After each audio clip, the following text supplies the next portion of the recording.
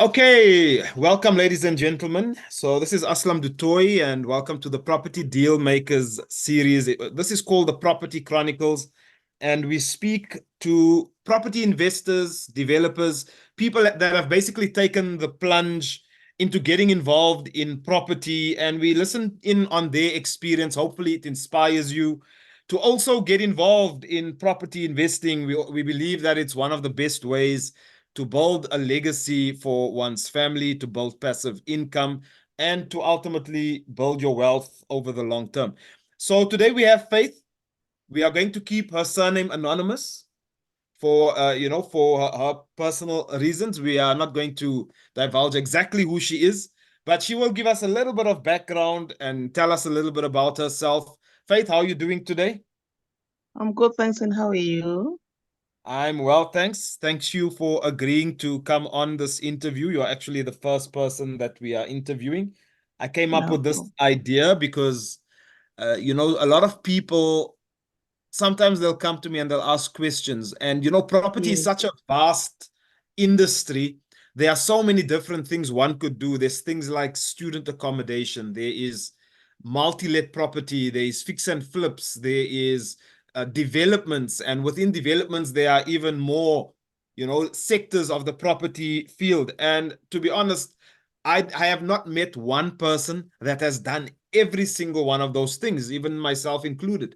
I don't have experience in every single one of the property strategies that are out there. So I thought that it would be best to give people some insight from people who have done certain deals before. And Faith here has, she's someone that I met in one of the consultations that I regularly do. She was one of our consultation clients. And while we were speaking, I realized, okay, Faith has basically done multi-let properties. But before we get into that detail, okay, Faith, maybe tell us a little bit about yourself and some of your background before we get into the actual deal that you did. Oh, okay. Thank you so much. Awesome. I'm Faith. I'm from Johannesburg. I'm a mother of two and a full-time employee. So yeah, I'm doing the rental property part-time. I'm a full-time employee. Yeah, Okay, that's all I can say. okay, that's awesome. So you do it. You're basically employed full time, and do you Yes. have a job that's very busy? Is it something that's very demanding? Yeah, my job is very demanding. However, I'm able to balance between the family and the job and the rentals as well. Okay, It's not easy. However, I'm trying my best. okay, I got it. I got it. Okay, so tell me Yeah. what made you decide? I mean, there's so many different things you could have invested in. What made you decide to get into property investing specifically? Oh, okay. Aslam, when I decided to rent out the house that I have, actually there was at my workplace, we were supposed to relocate to another province. At first, I started by advertising my house to the market for sale. And then Right. along the way, I noticed that I was where my house is, it's around the malls, it's also around the industrials where there are a lot of companies. Then I thought maybe let me try and rent it out. I was trying it. I said, let me try and rent it out and see if it's gonna work. That's when I started to rent the house out, and then yeah, that's Okay, how I so get if it to I'm the rental. understanding you, you're saying this was a house you were living in and you were meant to relocate because of your job. And you Yes, decided, you know what, maybe I can turn this property into an investment property. That was basically that's the idea. correct. Yes. Okay, okay. And tell me when you think, what was the house before? Like, how many bedrooms did it have? What type of Okay, house is? okay. The house that I had, it was a three-bedroom, Okay, the sitting room and the dining room and the two-bathroom. And right. fortunately, my house, it's a corner house, and it's those old houses with, those old houses, those strong houses with a big yard, big dining room, big bedroom. Right. Yeah, yeah. And how many bathrooms did it have? And were there any It has outbuildings? Was there a okay. garage? Yes, it has two bathroom inside, and then outside there was a single garage. Next to Okay. it, there was this room.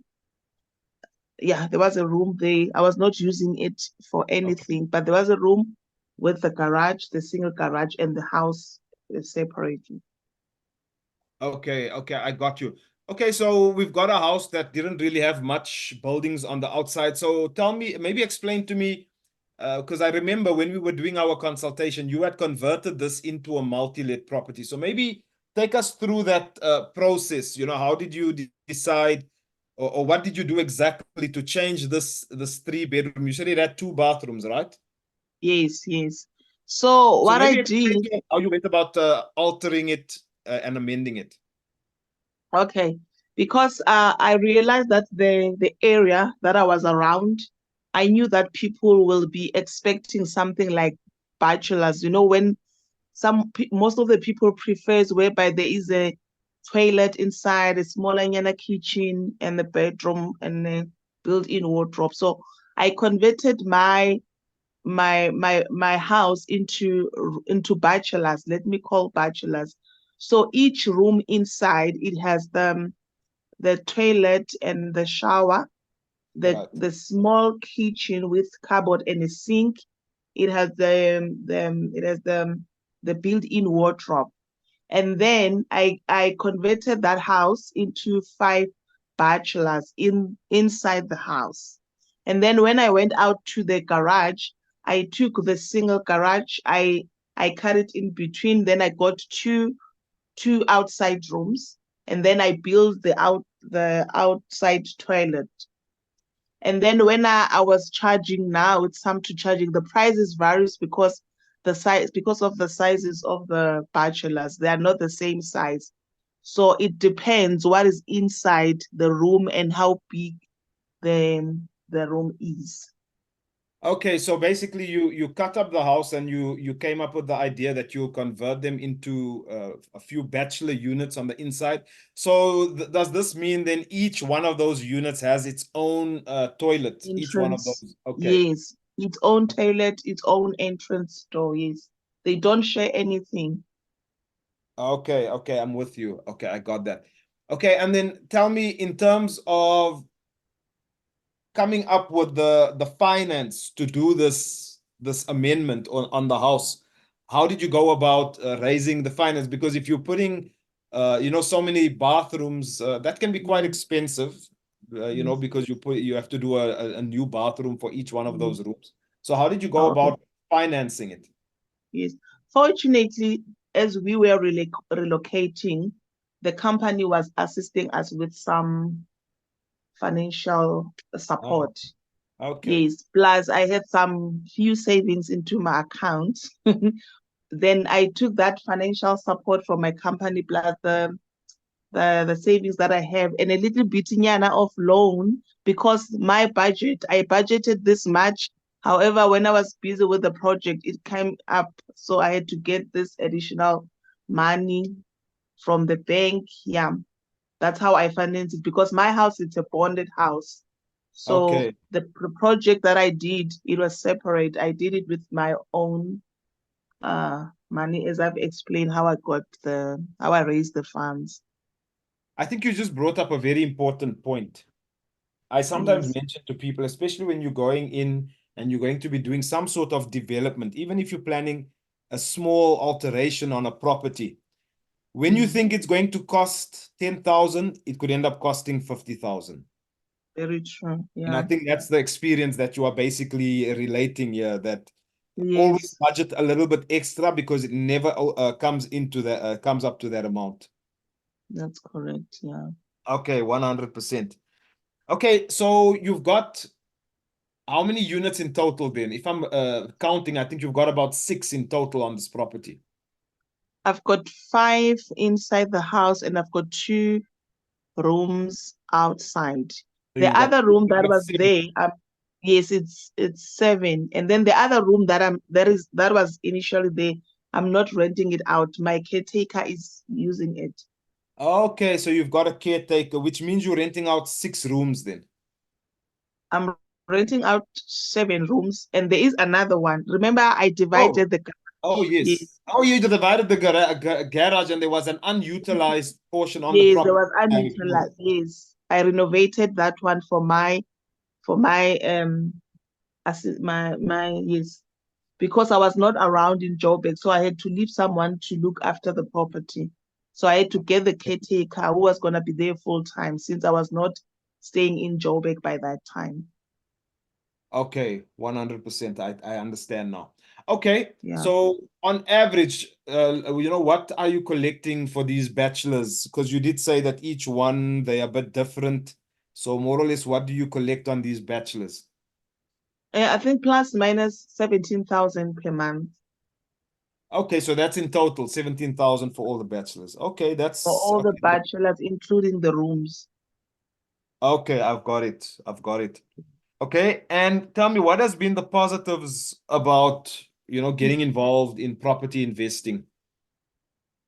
Yeah, the positive side of it is when it's time for the rental income. Yes, because it assists me at least to pay the bond and do some other like rates and taxes, other expenses to take care of the property. That's the positive side of it. Okay.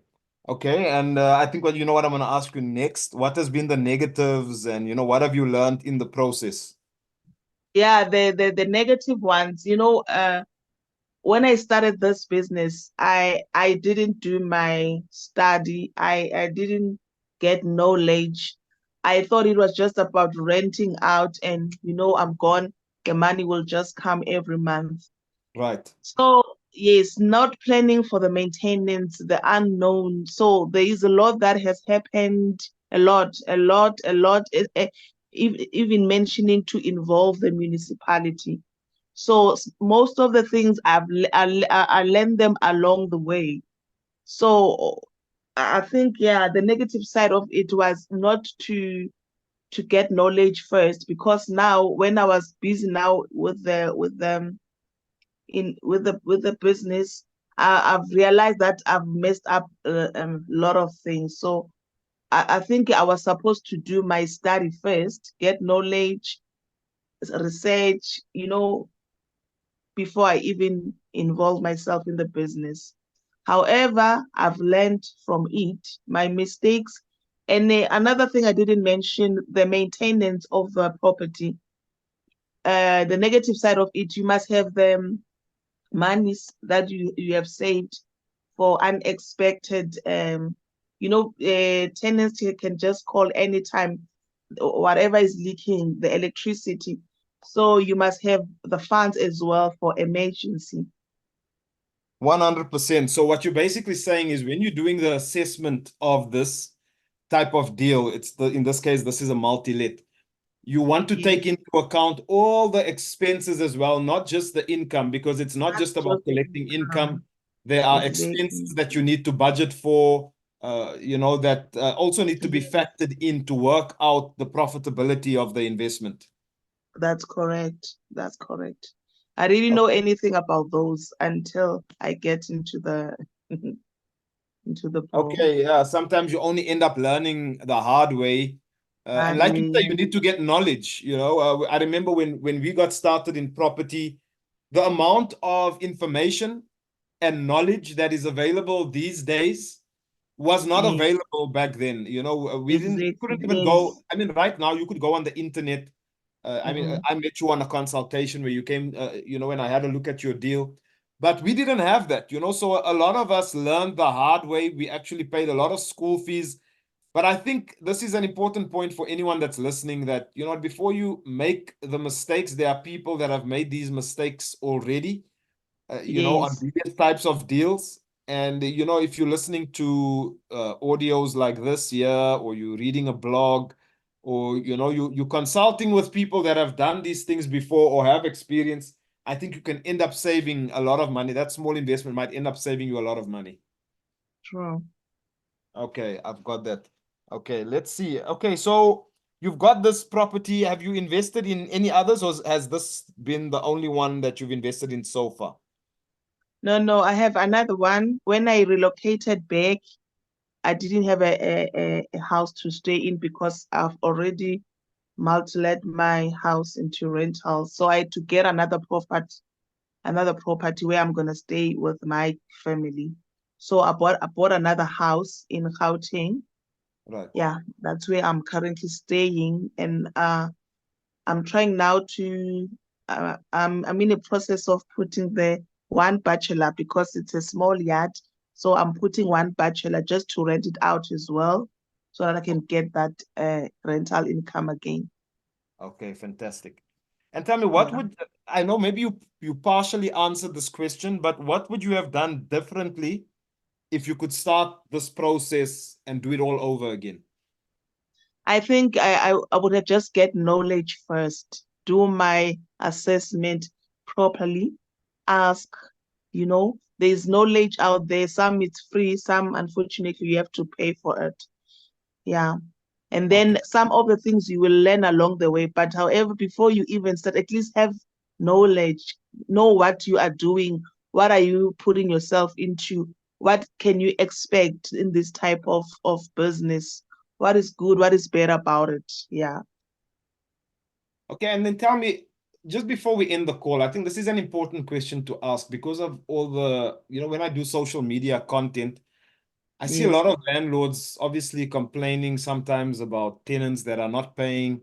Uh, Yes. that might not be your situation, but what would you Yes. say has been the worst experience you've had with this investment as a landlord? What would you count Yeah. as one of your worst experiences? Okay. Okay. I think Njay, I can call myself Njay. I was blessed when it comes to tenants because I never had much challenges with my tenants. The people that are still staying are the very same people who moved in when I started this Wow. business. However, I once experienced one tenant who rented out. One of my tenants moved out. Then I had to get another one who rented out the room, and he was not staying there. Since I was not around in Joburg, I wasn't aware that the room is empty. However, he was paying the rent on time. So there was a burglar that happened in the yard. Someone came and tried to take cell phones from all of them. But when we are through on the investigation process, yeah, he was identified as one of the person who arranged this whole thing. And Oh, when we opened the room, that's when we find out that the tenant was not staying there, but he was paying the rent. So meaning he will come maybe once and see what's happening in the yard. Yeah. But with the payments and everything, all my tenants, I'm blessed to have them. We are a family. okay, that's wonderful. And I think that's very, very good because sometimes when you go on social media, you see a lot of negatives, Yes, about about tenants. tenants. Yes, Mm, and I've done videos speaking about tenants yes. before, but I think Yeah. I've had some bad experiences personally with tenants, but over Yeah. the whole, I would say I've had more good experiences also with tenants than bad experiences. So I think what you're saying just highlights that it's not all bad all the time. Sometimes Yes. you just you get the right tenants, and I mean you've got about what 7 tenants there, and yet most of them are paying And on they are time. all You don't have good. any Yeah. issues. Okay, that's Yeah. fantastic. And then just to end off, Faith, what advice Yes. can you give others that are looking to get into, say, multi-let property? Oh, okay. I can say don't be scared. Don't fail to try. Other people are scared to try something because they will say, no, the tenants are giving problems, but the information is there. People are sharing their experience when it comes to the challenges, just to help you to be aware what you can come across during the business. But it doesn't mean that you must stop trying. Try the business and see if it will work or not. You see? So just go for it, be a go-getter, just try and do something. You will see along the way. Because if you don't try, how are you going to know if it will be successful or not?